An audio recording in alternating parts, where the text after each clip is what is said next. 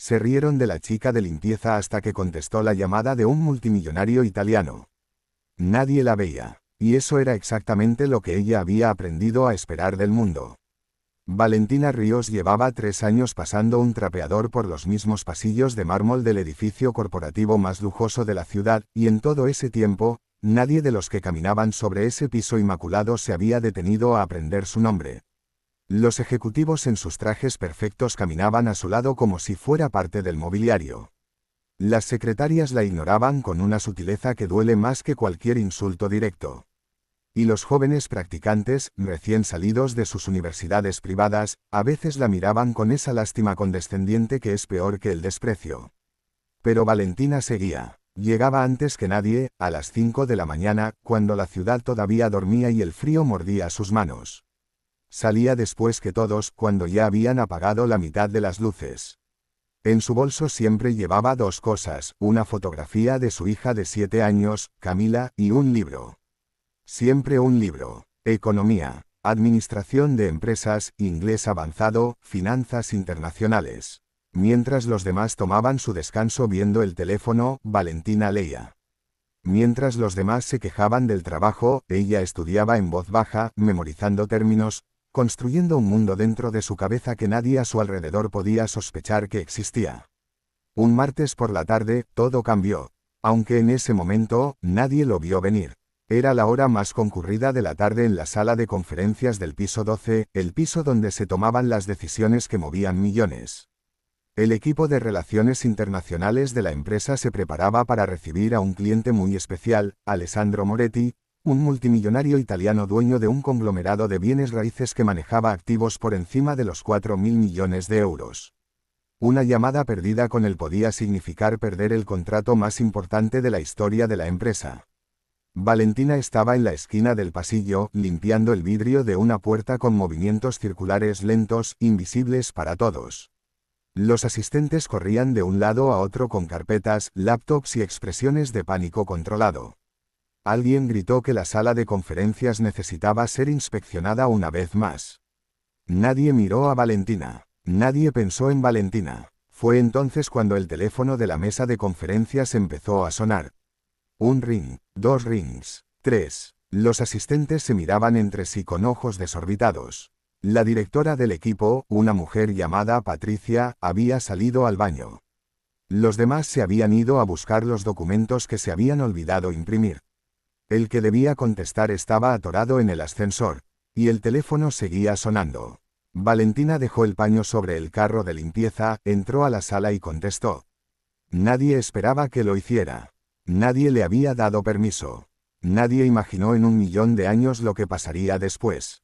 Buonasera, la saludó una voz al otro lado, grave, segura, con ese acento italiano que suena a historia antigua y a dinero viejo. Alessandro Moretti al habla. ¿Con quién tengo el gusto? Y Valentina, sin titubear, sin que le temblara la voz ni un milímetro, respondió en un italiano perfecto, con una fluidez que nadie en esa empresa, ni siquiera los que cobraban 10 veces su sueldo, podría igualar. Le dijo que estaba encantada de recibirlo, que la empresa había estado preparando su propuesta con gran cuidado, y que su equipo estaría disponible en cuestión de minutos. Luego, en un español impecable mezclado con inglés técnico y referencias financieras precisas, empezó a sostener una conversación real, profunda, inteligente, sobre el mercado inmobiliario latinoamericano. Alessandro Moretti se rió, no con burla, sino con genuina sorpresa y deleite. Hacía años que nadie lo recibía con tanta naturalidad y tanto conocimiento al mismo tiempo. Cuando Patricia regresó y encontró a la señora de la limpieza sentada en la silla principal de la sala de conferencias, con el teléfono en la oreja y una sonrisa tranquila mientras conversaba con el cliente más importante del año, se quedó paralizada. Después vino la rabia. Después vino la humillación pública. Valentina fue llamada al pasillo, frente a todos los asistentes que ya habían salido a ver qué pasaba, y Patricia la regañó con una frialdad que hacía daño solo de escuchar. Que quién le había dado permiso. Que cómo se atrevía. Que eso era una falta gravísima al protocolo.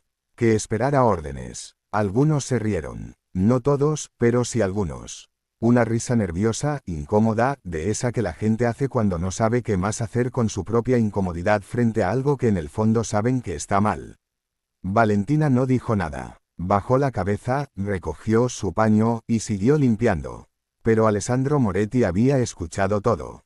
Al día siguiente, cuando el equipo de Patricia se preparaba para la reunión formal, llegó un correo electrónico directamente desde las oficinas de Moretti Group en Milán.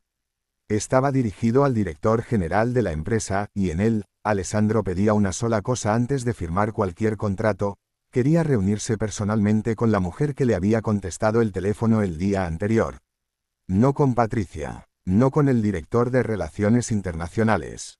Con ella. El director general convocó a Valentina a su oficina ese mismo día. Fue la primera vez en 3 años que alguien abrió esa puerta para ella que no fuera para pedirle que limpiara adentro. La historia que Valentina contó esa tarde fue la que nadie había tenido la curiosidad de preguntar. Había nacido en una familia de pocos recursos en el interior del país. Había estudiado administración de empresas con una beca que ganó siendo la mejor de su generación, pero cuando murió su madre y quedó sola con Camila, de apenas 3 meses de nacida, tuvo que abandonar la universidad en el último semestre. No había tiempo para terminar mientras criaba a una bebé sola y pagaba un alquiler. El trabajo de limpieza fue lo primero que encontró que le pagaba en efectivo y la dejaba salir a tiempo para recoger a su hija en la guardería. Pero nunca, ni un solo día, había dejado de estudiar. El italiano lo había aprendido sola, con aplicaciones gratuitas y videos de YouTube, porque soñaba con trabajar algún día en negocios internacionales. Los libros de finanzas los sacaba de la biblioteca pública cada semana. El director general no supo qué decir por un momento. Luego preguntó por qué nunca había pedido una oportunidad diferente dentro de la empresa. Valentina respondió con una calma que venía de quien ha aprendido a sobrevivir sin que nadie lo sepa, porque nadie me había preguntado. La reunión con Alessandro Moretti duró 4 horas. Él y Valentina hablaron de negocios, de Italia, de mercados emergentes, de la resiliencia que se necesita para construir algo de la nada. Moretti había empezado con muy poco también, heredando deudas de su padre antes que riquezas. Reconoció en ella algo que rara vez encontraba en las salas de juntas más elegantes del mundo: autenticidad y hambre verdadera. El contrato se firmó, pero eso fue solo el comienzo. Alessandro Moretti propuso personalmente financiar el último semestre de la carrera de Valentina y ofrecerle un puesto de asesora en las operaciones latinoamericanas de su grupo, con un salario que triplicaba lo que ganaba la propia Patricia. No fue caridad. Fue una inversión inteligente en alguien que ya había demostrado valer más de lo que el mundo se había tomado el tiempo de ver. Valentina terminó su carrera 9 meses después, con Camila en primera fila durante la ceremonia de graduación, aplaudiendo con esas manitas pequeñas que no entendían del todo lo que celebraban, pero que sentían que era algo grande, algo que valía la pena celebrar con toda el alma. Hoy, Valentina dirige la división latinoamericana de Moretti Group desde una oficina en el mismo edificio donde alguna vez limpió los vídeos. Pasa por los mismos pasillos, pero ahora la gente la saluda por su nombre. No todos lo hacen con genuina calidez, y ella lo sabe. Pero eso ya no le quita el sueño. Porque aprendió algo que vale más que cualquier título o contrato: el mundo tiene la costumbre de subestimar a quienes no encajan en el molde que él mismo fabricó. Y las personas que sobreviven a ese desprecio sin perder su dignidad son exactamente las que terminan escribiendo reglas nuevas. Valentina no se vengó de Patricia. No lo necesitó. El tiempo tiene una manera muy eficiente de hacer justicia sin que uno tenga que ensuciarse las manos. Lo que sí hizo fue crear, dentro de Moretti Group, un programa de becas para madres trabajadoras de escasos recursos que quieren terminar sus estudios universitarios. Porque ella sabe, mejor que nadie, lo que cuesta mantener vivo un sueño cuando el mundo entero está ocupado mirando hacia otro lado. Si esta historia te tocó el corazón, es porque en algún lugar dentro de ti reconoces algo de Valentina. Quizás también has sido invisible para alguien. Quizás también has cargado un sueño en silencio mientras hacías lo que tenías que hacer para sobrevivir. Quizás también has escuchado esa risa incómoda de los que no saben ver más allá de lo que tienen frente a los ojos. No te rindas. Lo que eres no se mide por el lugar donde estás parado hoy. Se mide por lo que guardas dentro, por lo que construyes en silencio, por la dignidad con la que sigues adelante cuando nadie te aplaude. Tu momento llegará, y cuando llegue, no tendrás que decir nada. Como Valentina, bastará con que contestes el teléfono. Si esta historia te inspiró, dale like a este vídeo y suscríbete al canal.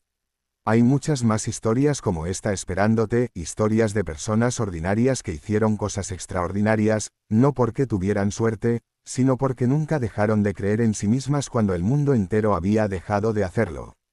Nos vemos en el próximo vídeo.